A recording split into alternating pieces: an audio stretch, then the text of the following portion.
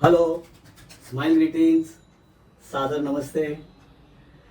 तो हमने आप सभी ने लास्ट वीडियो देखा होगा, उसमें एनाटॉमिकल टर्म्स के बारे में चर्चा हुई थी।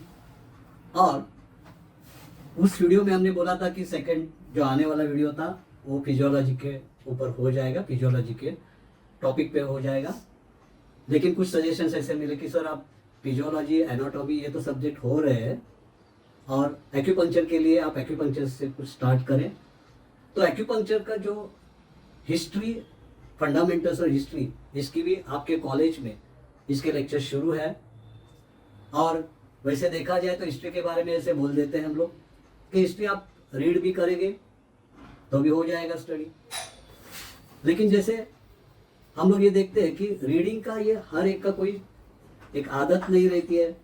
रीडिंग से अच्छा कि उनको सुनने में अच्छा लगता है, क्योंकि आप में से बहुत सारे लोग, मैंने पहले वीडियो में बोला है कि आप में से बहुत सारे लोग जो ऐसे कॉलेज गोइंग वगैरह कर एजुकेशन चालू ऐसे नहीं है, जो एक्यूपंक्चर कर रहे थे या किसी दूसरे फील्ड में थे, जिनको लास्ट 2 बरस में एक्यूपंक्चर, मास्टर एक्यूपंक्चर का जो सब कुछ चल रहा था उनको मालूम नहीं था। ऐसे भी कुछ लोग थे और जिनको अभी एक्यूपंक्चर में आना है, लेकिन वो अभी ऐसे सीखने की वो उनकी जो कॉलेज गोइंग एज है वो नहीं है।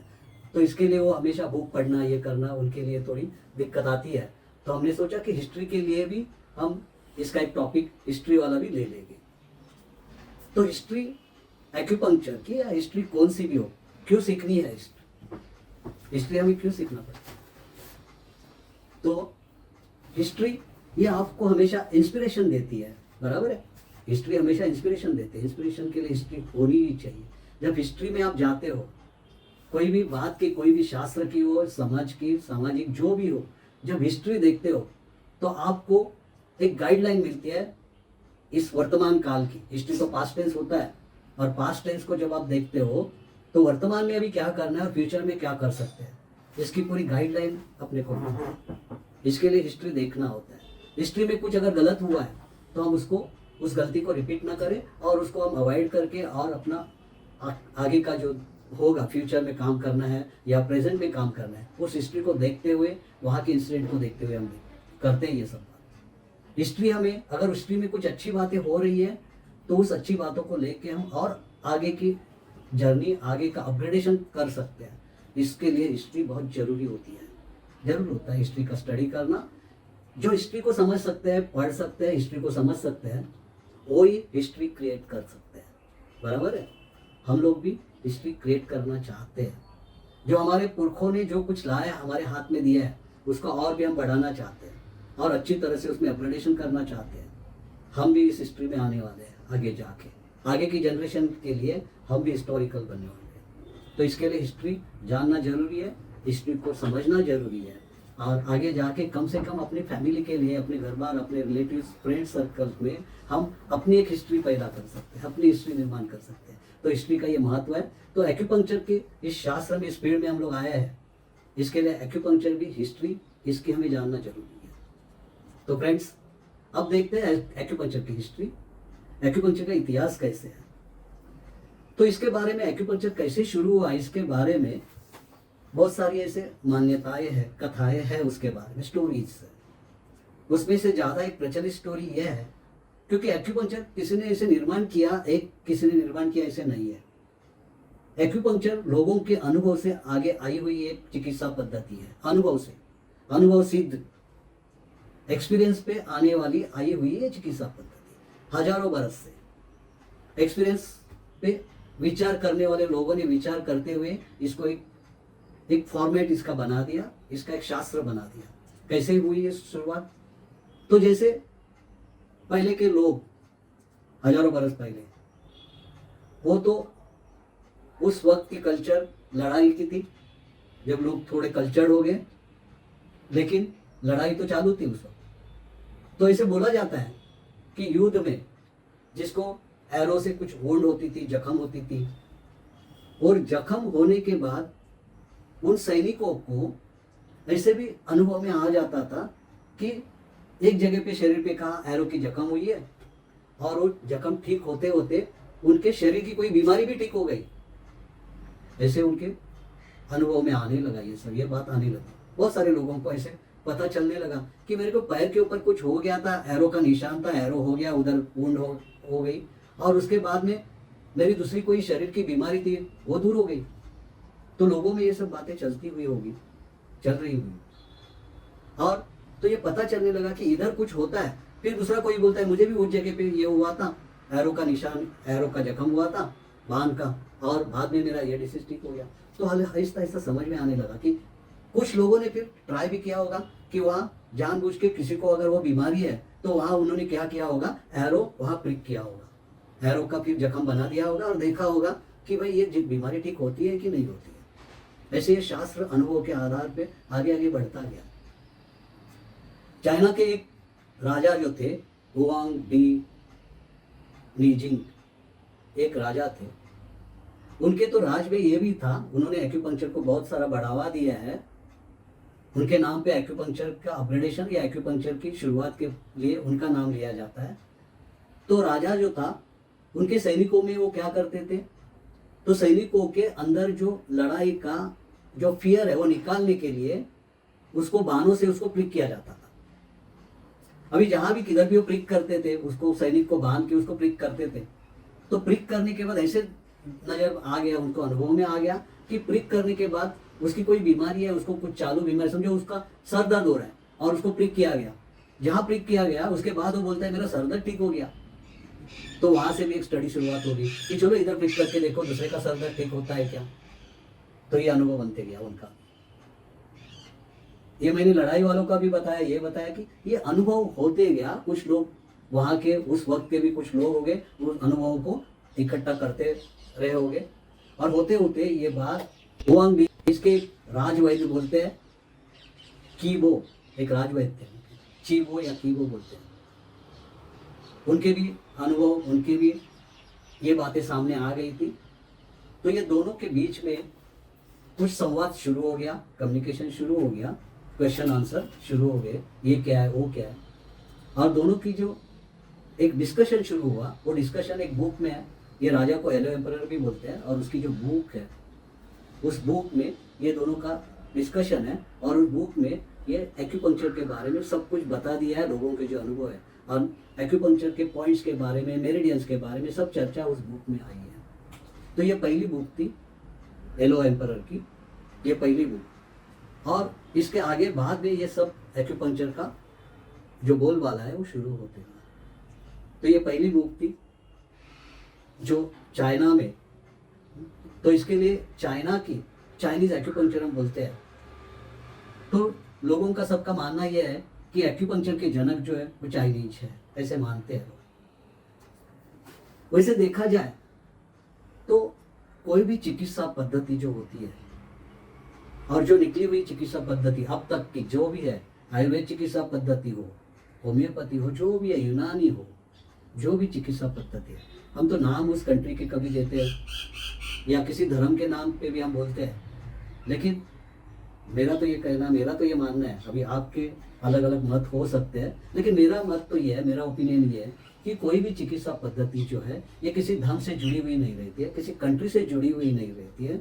वो तो रहती है एक अपनी ह्यूमन कल्चर है, एक मानवीय सभ्यता, एक ह्यूमन कल्चर, हीलिंग कल्चर है। और वो सभी धर्म में, सभी देशों में एक कल्चर, हीलिंग कल्चर शुरू है। और वो पुराने जमाने से, जब धर्म भी नहीं थे तब से हीलिंग कल्चर शुरू है। और इस हीलिंग कल्चर से ये सब पद्धतियाँ आई हुई है। ये किसी धर्म या किसी आदमी या किसी देश के नाम की नहीं हो सकती है। बाद में बोलते बोलते हम जिस धर्म में, जिस देश में इसको ज़्यादा यूज़ किया गया उसके नाम पे हम लोग बोलबाला उसका शुरू हो गया। वैसे ही हुआ है, ये चाइनीज हम बोलते हैं। लेकिन ये चिकित्सा पद्धति जो है, ये इसका ओरिजिन और भी पुराना होगा। जब देश काल की सीमा ही नहीं होगी, उस वक्त देश तो बाद में बने हैं, चाइना बाद में बना है या इंडिया बाद में बना है। उस वक्त तो कल्चर थी, पूरब की कल्चर थी, पश्चिम की कल्चर थी। कल्चर कहाँ होती थी? जो बड़ी बड़ी नदियाँ होती है, नदी के आजू बाजू में लोगों का सामाजिक विकास होता था, वहाँ रहन सहन बढ़ता था, वहाँ कल्चर बनती थी। तो सिंधु नदी के किनारे सब कुछ जो हुआ वो सिंधु संस्कृति बोलते हैं, सिंधु कल्चर। वही अपनी ईस्टर्न कल्चर, भारतीय कल्चर। इस भारतीय कल्चर ने हीलिंग सिस्टम दे दी। कौन सी हीलिंग सिस्टम दे दी है? चक्रा और नाड़ी की हीलिंग सिस्टम इन्होंने दे दी, यहाँ कल्चर ने दी, नहीं कि हिंदू ने दे दी, नहीं कि भारत ने दे दी। वहाँ तो तब भारत भी नहीं था, हिंदू भी नहीं थे। ये कल्चर थी, ये सिंधु संस्कृति, Sindhu culture, Hindu Indus value बोलते हैं, उधर के कल्चर। वैसे नाइल नदी के किनारे वहाँ इजिप्शियन कल्चर बढ़ गई, एक कोई देश की कल्चर नहीं थी। वहाँ जितने भी लोग रहते थे, बाद में तो देश बन गए, तो वहाँ की कल्चर ने अपने को पिरामिड की चिकित्सा पद्धति ला दी। वैसे चाइना वाली जो कंसेप्ट, हाँ, वहाँ भी पीत नदी जो डेवलपमेंट हुई, येलो एम्परर हम वो बोलते हैं, तो वहाँ की भी कल्चर ने, वहाँ मेरिडियन का शास्त्र जो है एक्यूपंक्चर का, वो कल्चर ने दिया। तो ये मैं अलग से आज आपके सामने, हो सकता है मैं जो बोल रहा हूँ किसी को ये बात जज रही है या नहीं जचती है, ये मेरा अपना ओपिनियन है कि कोई कल्चर से, एक देश से कोई चिकित्सा पद्धति जुड़ी हुई नहीं है। तो ठीक है, हम एक्यूपंक्चर को चाइनीज एक्यूपंक्चर बोलते हैं। एक होता है कि चाइनीज एक्यूपंक्चर, इस शास्त्र को चाइना ने अपग्रेड किया और भी उसको विकसित किया, इसको हम मानते हैं, इसको हम मानते हैं। बाकी के कंट्री ने नहीं किया, ये सब चाइना ने किया। लेकिन इसका ओरिजिन इसके पहले भी था। इसके पहले ये भारतीय कल्चर, भारतीय हम बोलते हैं ना, ईस्टर्न कल्चर में भी इसका ओरिजिन है, और बहुत सारे देशों में इसका ओरिजिन है। वहाँ की जो हीलिंग कल्चर जो है, उसमें ये एक्यूपंक्चर में जो कुछ यूज किया जाता है, वहाँ भी यूज किया जाता है पहले से, लेकिन नाम उसका एक्यूपंक्चर नहीं था। हमारे इधर भी, हमारी कल्चर में भी ये सब यूज कर रहे थे, नाम एक्यूपंक्चर नहीं था।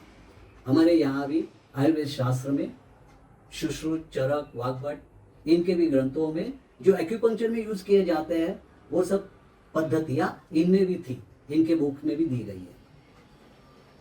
तो इसका मतलब ये हमारे इधर भी था। सूचि भेदन बोलते हैं, हमारे यहाँ भी है कर्ण भेदन, सूचि भेदन। नाक को, कान को छेद किया जाता है, और होने के बाद हमारी कल्चर ने, अभी तक हमें एक्यूपंक्चर मालूम भी नहीं था, फिर मैं भी अपने बचपन से देखते हैं, किसी के यहाँ कान के वहाँ एक एक्यूपंक्चर किया जाता था, और वो बोलते मेरा अस्थमा के लिए करते हैं कान में एक्यूपंक्चर, कान के ऊपर के एरिया में एक्यूपंक्चर। वहाँ उनको मालूम नहीं था एक्यूपंक्चर पॉइंट वहाँ है, लेकिन वो कान को सूचि भेदन, सूचि यानी नीडर का भेदन करते थे, और उनको उसके अच्छे रिजल्ट भी थे। अभी एक्यूपंक्चर में जो मॉक्सिबेशन करते हैं, इसको हम कॉटराइजेशन बोलते हैं। कोई सली लेके आपके उस बीमारी पार्ट जो है, बीमार पार्ट है, उसके ऊपर उस सली से कुछ सेक दिया, गरम सली से सेक दिया जाता है।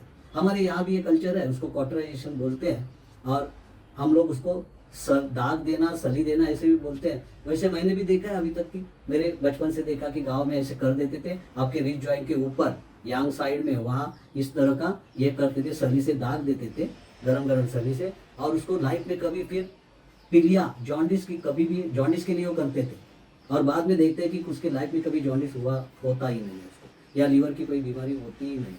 ये लोगों ने, हमारे यहाँ भी चल रहा था।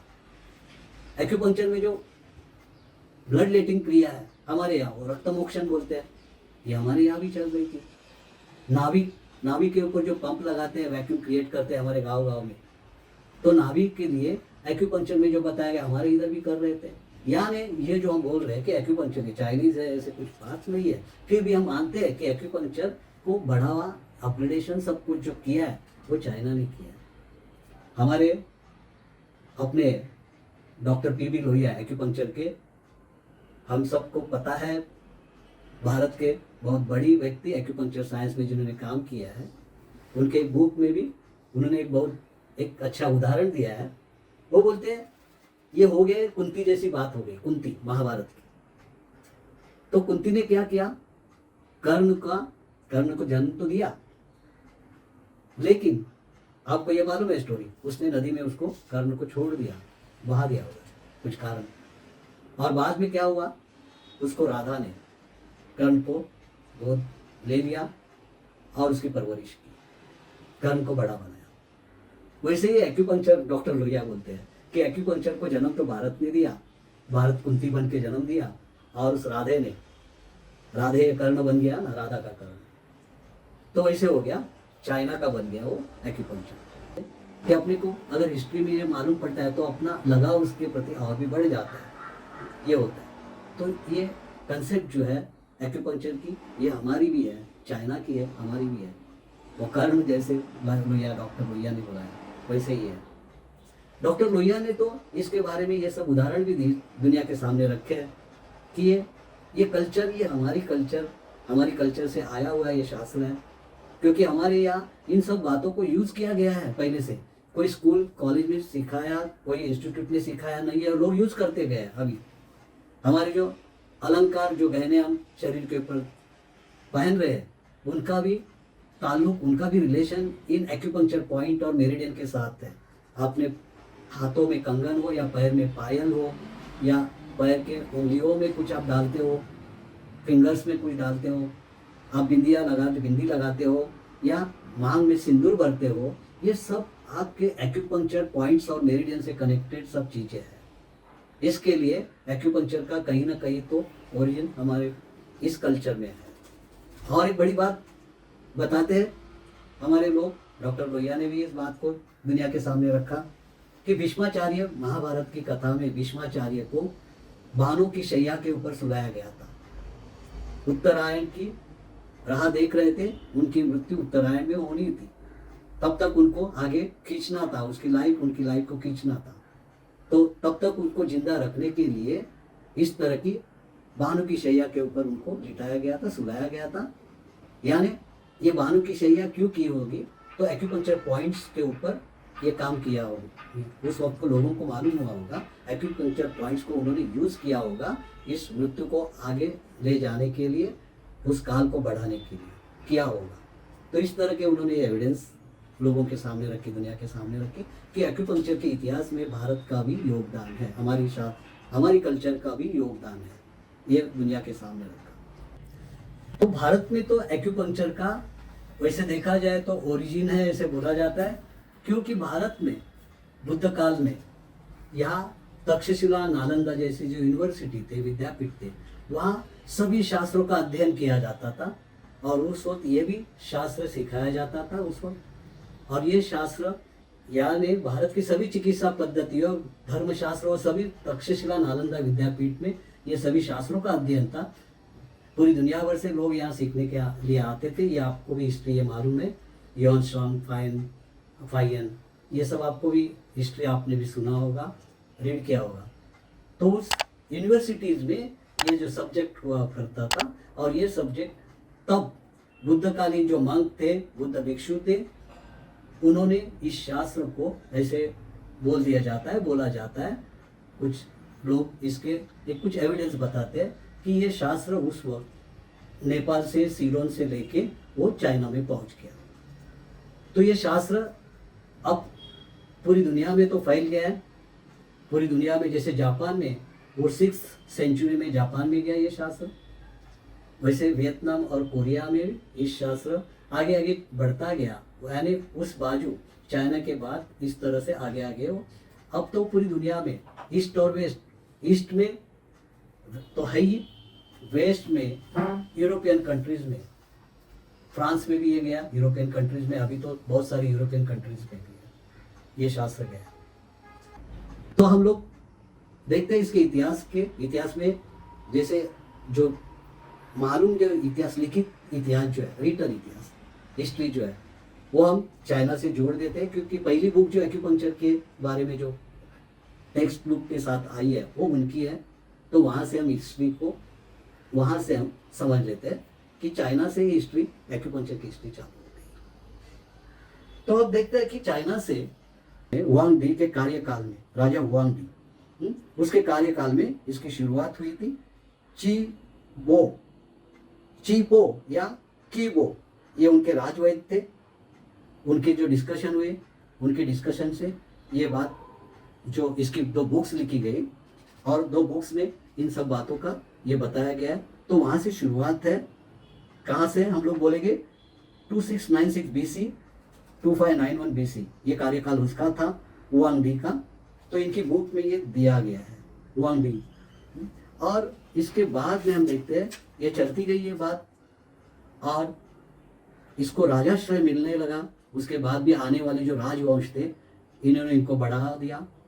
लेकिन इनका बाद में BC AD यानी 2000 साल के अपना जो शुरुआत हो गया, ईस्वी सन की शुरुआत हुई, उसके बाद 200 ईयर बाद, 200 वर्ष बाद एक राजा आ गए और उनके कार्यकाल में इसका ढलान शुरू हो गया। इस एक्यूपंक्चर शास्त्र को उस वक्त लोगों में, उस राजा ने, क्योंकि उसको एक ब्रेन ट्यूमर के बारे में बताया गया था, ऑपरेशन बताया गया था, तब उनके जो एक राजवैद्य थे उन्होंने ऑपरेशन के बारे में बोला और उसको लगा कि ये ऑपरेशन से ये मेरी जान लेना चाहता है, मुझे मारना चाहता है।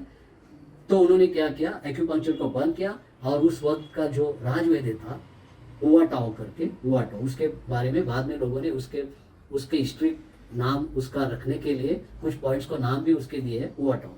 तो हुआटाओ इसने क्या किया, राजा को बता दिया था कि आप, मैं इसकी चिकित्सा कर सकता हूँ, लेकिन राजा को लगा ये मुझे मारने की कोशिश कर रहा है मेरे ऑपरेशन के बारे में, ऑपरेशन। तो उन्होंने क्या किया, उसको फांसी पे लटकाया, इस हुआटाओ को। उनको लगा ये मुझे मारने की कोशिश कर रहा है। उसके बाद लोगों में एक्यूपंक्चर के बारे में बहुत सारी गलत फहमियाँ फैल गई। लोग उसको सुपरस्टिशियस है, कोई सुई से कुछ होने वाला नहीं है, ऐसे सब होने लगा। तो इसका एक प्रकार का उसका एक गलत पीरियड, यानी उसके डेवलपमेंट का एक पीरियड इस तरह से डेवलपमेंट उसकी रुक गई थी। और ये डेवलपमेंट बाद में 20वीं सदी में इसकी डेवलपमेंट फिर से एक बार इसको डेवलपमेंट करने का मौका मिला। ज़्यादा डेवलपमेंट इसकी जब हुई, तो कब हुई इसकी डेवलपमेंट, जब उनके देश में अमेरिका के प्रेसिडेंट निक्सन विजिट में गए थे अपने डेलीगेट्स लेके। निक्सन के डेलीगेट्स में, उस टीम में, वहाँ न्यूयॉर्क टाइम्स के एक वाइस प्रेसिडेंट थे, रस्तम जेम्स रस्टम। और उनको जब अपेंडिक्स का ऑपरेशन हुआ, उनको बहुत पेनिंग था, और तब वहाँ के एक्यूपंक्चरिस्ट ने उनको वो पेन रिलीफ करके दिखाया, जो मेडिसिन से नहीं हो रहा था, एनेस्थेसिया से भी नहीं हो रहा था, वो पेन रिलीफ इन्होंने करके दिखाया। तब निक्सन को लगा कि ये बहुत अच्छी चिकित्सा पद्धति है, इसका प्रचार होना चाहिए। तो निक्सन ने WHO को भी इस तरह की रिक्वेस्ट की और इसके ऊपर कुछ काम हुआ और WHO ने इसको मान्यता दे दी एक्यूपंक्चर शास्त्र को। निक्सन ने तो चाइना में अपने दूसरे टीम को भेज दिया इसको सीखने के लिए। तब इंग्लिश में वो लोग सीख गए और पूरी दुनिया को, ये तो चाइनीज लैंग्वेज में सब ये शास्त्र था, पूरी दुनिया को इंग्लिश में शास्त्र को सीखने को मिला। ये प्रेसिडेंट निक्सन की ये बहुत बड़ी कामगिरी है, सबके लिए बन गई। तो वहाँ से फिर एक्यूपंक्चर का पूरी दुनिया में बहुत अच्छी तरह से उसका बोलबाला शुरू हो गया। इतना कि वो फिर एक्यूपंक्चर जापान में भी उस तरह से आगे बढ़ गया, कोरिया में आगे बढ़ गया, वियतनाम में आगे बढ़ गया। इतना ही नहीं, अपने यूरोपियन कंट्रीज में भी ये सब इस तरह से एक्यूपंक्चर आगे आगे बढ़ते गया। तो कुछ तो हम लोग बोलेंगे उसके कुछ जो माइलस्टोन्स एक्यूपंक्चर के, तो माइलस्टोन में हम बोलेंगे कि पहले तो एरो एम्परर में इसकी एक शुरुआत हम बोलेंगे, वांग नी जिंग, ये बुक उसने पब्लिश की थी जो हमने अभी बोले थे। और बाद में इसकी डेवलपमेंट शुरू हो गई और इसको जैसे हम लोग देखते हैं कि इसका ये पहला एक हॉस्पिटल के रूप में ये आया था ईस्वी सन 510 में।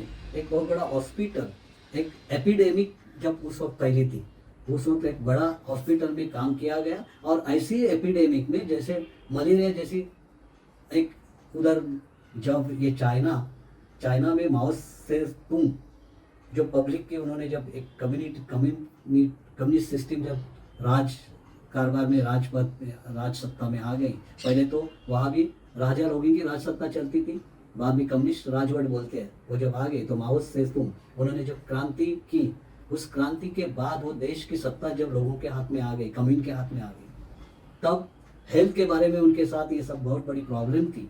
उस प्रॉब्लम को निपटाने के लिए माओ से तुंग ने इनको बहुत बड़ा बढ़ावा, उस वक्त उन्होंने एक्यूपंक्चर सीखे हुए डॉक्टर्स बहुत सारे निर्माण किए, उनका बेयरफुट डॉक्टर बोलते थे, ये डॉक्टर उस वक्त निर्माण हो गए। और पूरी सोसाइटी में जो हेल्थ के बारे में जो दवा का खर्च था, मेडिसिन का खर्च था, वो उन्होंने उस वक्त कम करके दिखाया। इतना ही नहीं, उनकी जो आर्मी थी तब रिवॉल्यूशन के लिए उतरी थी, तो उस आर्मी में जब मलेरिया फैला था, तो मलेरिया को ठीक करने के लिए भी जो क्रांतिकारक लोगों के लिए उस आर्मी के अंदर भी ये एक्यूपंक्चर के ट्रीटमेंट का बहुत बड़ा काम हो गया था। उस वक्त तो एक्यूपंक्चर नीडल भी उनके सामने नहीं थी, तब ये उन्होंने थॉर्न, कांटे को भी यूज किया गया, कांटे को यूज किया गया था। वैसे एक्यूपंक्चर के हिस्ट्री में पहले जो एक्यूपंक्चर करते थे पाषाण युग में, स्टोन एज में, उस वक्त पत्थर की कुछ हथियार बना रहे थे और उसे वो एक्यूपंक्चर के पॉइंट पे काम करते थे।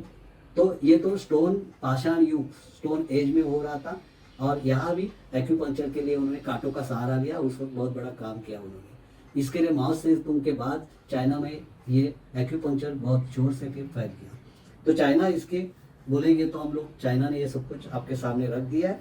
और इसकी हिस्ट्री में और हम बोलेंगे कि अपने इसका जो एक्यूपंक्चर का 1920 में 1920 में माओ का जो ग्रुप, मैंने जो बोला माओ सेतुंग का, मलेरिया के खिलाफ उन्होंने बहुत बड़ा काम किया नेशनल गवर्नमेंट के लिए।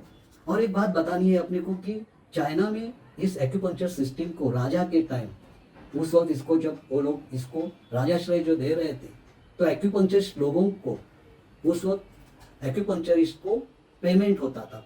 वो पेड, उनकी सर्विस पेड थी उस वक्त। और कैसे पेड थी, देखो बहुत बड़ी बात आपके सामने ये उनके हिस्ट्री में आपके सामने आ रही है कि उस वक्त जो एक्यूपंक्चरिस्ट थे उनकी जिम्मेदारी थी कि उनको लोगों को बीमारी से ठीक करना है, बीमारी से तो ठीक करना है, लेकिन बीमार होने भी नहीं देना है।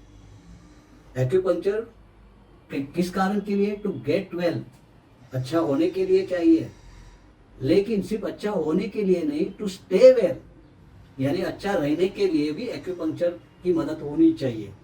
तो उस वक्त के राजा का ये था, रूल था कि आपके जो भी अड़ोस पड़ोस, आपकी जिम्मेदारी, अड़ोस पड़ोस जो भी लोग हैं उनकी जिम्मेदारी उस एरिया के उस एक्यूपंक्चरिस्ट पे थी।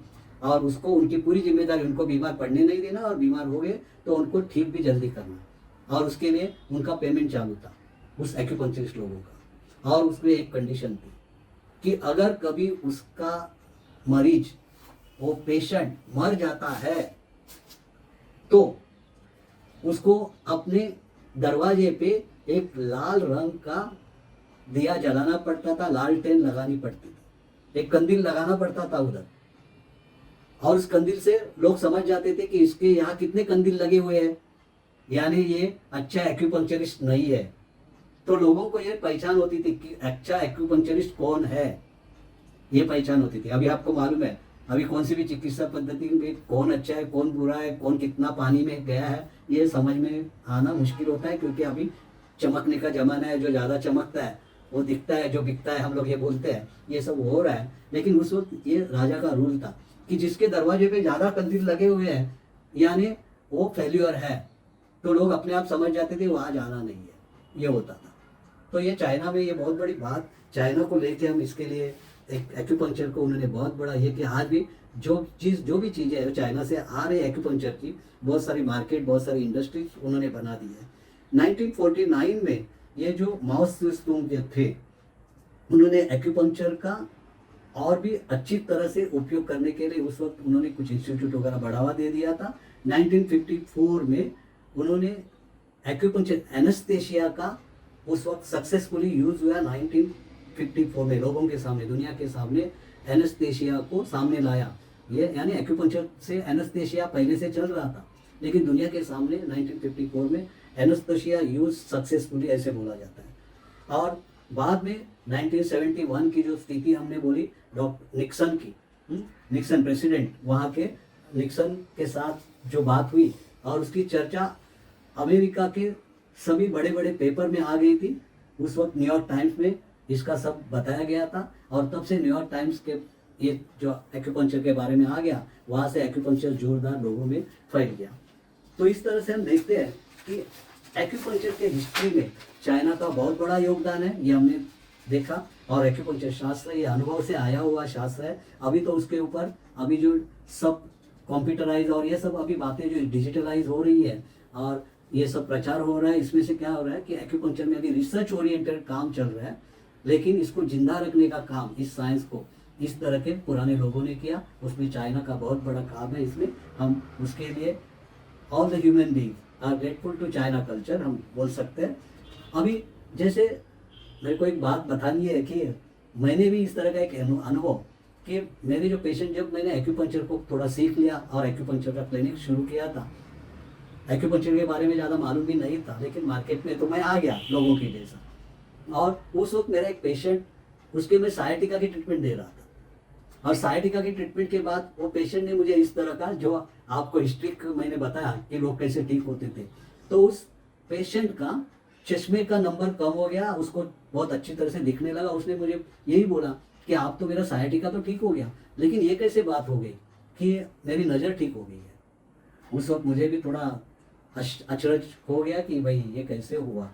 बाद में जैसे पढ़ाई एक्यूपंक्चर की बढ़ती गई तो समझ में आ गया कि वो पॉइंट जो थे मैं साइटिका के लिए यूज़ कर रहा था, उसके पॉइंट आँख के लिए भी वो चल रहे थे, काम आँख के ऊपर भी हो गया था, आँखों के ऊपर। थोड़ा हिस्ट्री को एक स्टेप वाइज यानी काल वाइज एक सीक्वेंस से हम थोड़ा हिस्ट्री को आप देखते हैं। तो हिस्ट्री जैसे हम शुरुआत करेंगे इस हिस्ट्री की, हाँ, कैसे हम लोग जो बोला अभी तक, हम एक स्टोरी जैसे हम लोग बोलते गए। आप देखते हैं कि इसकी शुरुआत वैसे 6000 साल पुरानी है, 6000 साल पुरानी इसकी शुरुआत जो है 6000 साल पुरानी है। हाँ, तो उस वक्त यानी पाषाण युग बोलते हैं, वहाँ से उसकी शुरुआत। तो उस पाषाण युग में, जिस पाषाण युग को स्टोन एज भी बोला जाता है, न्यूलिथिक एरा भी बोला जाता है, उस वक्त इसकी शुरुआत हो गई। तब एक्यूपंक्चर के लिए उस वक्त स्टोन को ही तराशा जाता था और स्टोन को ही यूज किया जाता था, तो उसको बियान बोलते थे, बियान पंक्चर। हाँ, तो उस वक्त बियान स्टोन को यूज किया जाता था। उस वक्त के लोग जो हो गए, वो तो शिकार वगैरह करना उनका ये चालू था, तो शिकार के लिए जो यूज करते थे वो सब इस तरह के एरो वगैरह, और उसमें वो लोग शिकार के बाद जो प्राणियों के बोन्स भी होते थे या मच्छी के कांटे भी होते हैं, उसको भी उस वक्त वो एक्यूपंक्चर में यूज कर रहे थे उस एज में। हाँ, तो ये हो गया उस स्टोन एज की बात हो गई। 6000 हम लोग BCE बोलते हैं, जो ईस्वी सन के पहले की बात बोले, 6000 ईयर्स बिफोर। बाद में हम इसको बोलते हैं कि ये जो बाद में 1558 BC, वहाँ शांग डायनेस्टी, उन्होंने उस वक्त एक्यूपंक्चरिस्ट को, वहाँ लोगों को अपॉइंट किया एक्यूपंक्चरिस्ट को। उस वक्त ये राजघराने ने, उस वक्त राजा लोग ने उनको एक्यूपंक्चरिस्ट लोग को वहाँ उन्होंने ये समाज के लिए, जो मैंने अभी अभी थोड़ा टाइम पहले बोला कि उन्होंने एक्यूपंक्चरिस्ट, पेड एक्यूपंक्चरिस्ट तैयार किए थे। और उस वक्त यानी एक्यूपंक्चर के बारे में उन्होंने एक नेचुरल हेल्थ स्कीम तैयार की थी, जिसका मैंने अभी थोड़ा टाइम पहले जो बोला, कि स्कीम के अंतर्गत क्या था कि कोई भी एक्यूपंक्चरिस्ट को पेमेंट दिया जाता था, और जब वो फेल्यूर साबित होता है तो उसको उस वक्त एक पनिशमेंट भी थी उस वक्त। तो ये होता था नेचुरल हेल्थ स्कीम के अंडर, वो शैंग डायनेस्टी में। शैंग डायनेस्टी कब की है? तो 1558 BC। बाद में 420 BC to 220 BC Huang Di Neijing, इसकी सत्ता जो थी इस काल में। तो इस काल में जो पहली बुक हो गई, हाँ, उस बुक में एलो एम्परर, इसको ही हुआंग डी नीजिंग को एलो एम्परर बोलते हैं, एलो एम्परर की पहली बुक जो आ गई, उस बुक में एक्यूपंक्चर के बारे में बहुत सारा सब कुछ दिया गया है। और उस बुक में जैसे मैंने बोला कि उसका एक जो राजवैद्य था चीबो, उसके साथ या कीबो, उसके साथ जो डिस्कशन था, और डिस्कशन के आधार पे पूरा अब भी एक्यूपंक्चर की वो जो बुक है एक्यूपंक्चर के लिए, वो जैसे एक बोले तो कुरान, बाइबल, गीता, ये सब कुछ वो है एक्यूपंक्चरिस्ट। तो बुक में से श्लोक जो है, एक रिदमिकल लैंग्वेज में वो बुक है, तो अपने अपनी तरफ से लोग उसके श्लोक का अर्थ लेके समाज में काम कर रहे हैं, एक्यूपंक्चर निर्माण हो रहे हैं। तो ये जो बुक है, ये बहुत ये यानी हिस्टोरिकल बुक उस वक्त निर्माण हो गई। और उसके बाद में 200 BC से 220 BC 220 तक, हाँ, पाइन च्यू एक्यूपंक्चर को कोमा के लिए यूज किया गया, कोमा पेशेंट के लिए।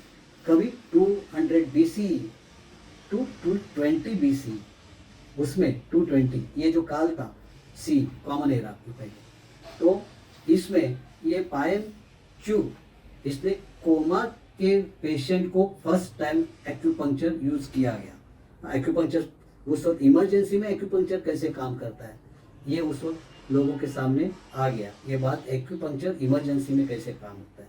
बाद में 265 to 400 CE जो अभी ईस्वी सन की बात चल रही है, तो वहाँ एक्यूपंक्चर एंड मॉक्सिबक्शन का डेवलपमेंट इस काल में हुआ है।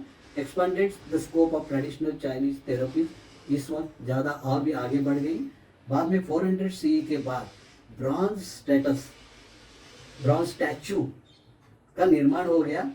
वहाँ ब्रॉन्ज स्टैचू के ऊपर एक्यूपंक्चर पॉइंट्स जो बुक में दिए गए थे, उस एक्यूपंक्चर पॉइंट दिखाए गए। ब्रॉन्ज स्टैचू एक बहुत बड़ा स्टैचू, उसको लाइफ साइज स्टैचू बोलते हैं, और उस वक्त निर्माण हो गया।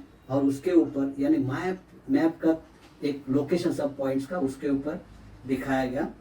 बाद में 510 सीए में 510 ईस्वी सन, उसमें फर्स्ट हॉस्पिटल की बात हो गई। फर्स्ट हॉस्पिटल की बात जो मैंने अभी पहले थोड़ा टाइम पहले बताया, फर्स्ट हॉस्पिटल जैसे बहुत बड़े पैमाने पे एक्यूपंक्चर की शुरुआत एक ही जगह पे हो गई।